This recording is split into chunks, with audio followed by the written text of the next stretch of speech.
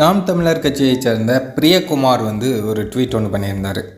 நினச்சி பாருங்கள், 7% இருக்கும் நாம் தமிழரையும் சீமானையும் இந்த ஊடக பெருச்சாளிகள் இக்னோர் பண்ண மாதிரி கேவலம் வெறும் 3% இருக்கும் தமிழ்நாடு பாஜகவையும் அண்ணாமலையும் இக்னோர் பண்ணியிருந்தா இன்னைக்கு இங்கே ஏது பிஜேபி?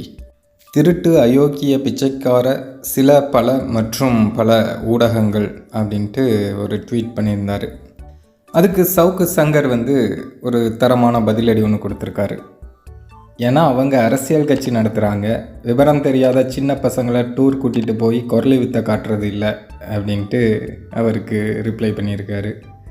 அது மட்டும் இல்லாமல் இன்னொரு விஷயமும் பண்ணியிருக்காரு. நாட்பதும் நமதே நாடும் நமதே அப்படின்னு டிஎம்கே ஐடிவிங்கிலேருந்து ஒரு ட்வீட் ஒன்று பண்ணியிருந்தாங்க. அதற்கு சவுக்கு சங்கர் என்ன சொல்லியிருக்காருன்னா, அலிபாபா தலைமையில் 40 திருடர்கள் வருகிறார்கள், இப்போவே நாடு நமதுன்ற மாதிரி தான் நடந்துக்கிறாங்க அப்படின்ட்டு அவர் ஒரு ட்வீட் ஒன்று பண்ணியிருக்காரு.